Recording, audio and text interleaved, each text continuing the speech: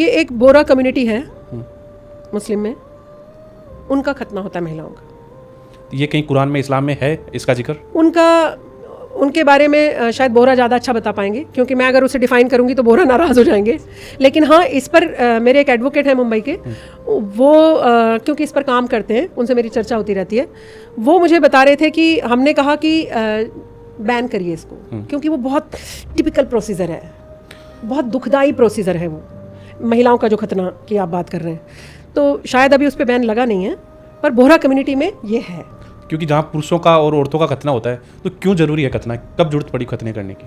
नहीं, खतना तो पुरुषों का ही होता है, वो मतलब मुस्लिम सुन्नी हो, शिया हो, कोई हो, पुरुष का तो है ही। अब वो रीज़न बहुत सारे हैं, पता नहीं यहाँ पर बोलने चाहिए या नहीं बोलने चाहिए, पर मैं ये बोल रही हूँ कि मैं महिलाओं के खतने की बात कर रही हूँ, चाहे किसी एक कम्युनिटी में ही हो रहा है, गलत हो रहा है ना। इतने दुख वाले प्रोसीजर से उन्हें क्यों गुजारा जा रहा है, किस लिए? किसी को मज़ा दिलाने के लिए आप किसी का शोषण करते रहेंगे, क्योंकि फलां आदमी को मज़ा आएगा इसलिए आप उनका खतना करेंगे। पुरुषों का भी ऐसा ही कुछ कॉन्सेप्ट है, किसी दिन फिर चर्चा करेंगे इस पर, सिर्फ खतना पर ही रखिएगा फिर इस पर चर्चा करेंगे, क्योंकि ऐसा कहते हैं कि जब मुस्लिम पुरुष खासकर सेक्स करता है किसी फीमेल से, तो ये खतना उसमें बड़ा फ़ायदा देता है, एक्सट्रीम लेवल पर ले जाता है। अब मुझे उसकी नॉलेज, लेकिन ऐसा इसीलिए मैं उसकी चर्चा से बच रही हूँ। लेकिन किसी दिन सिर्फ इसी पर चर्चा करिएगा।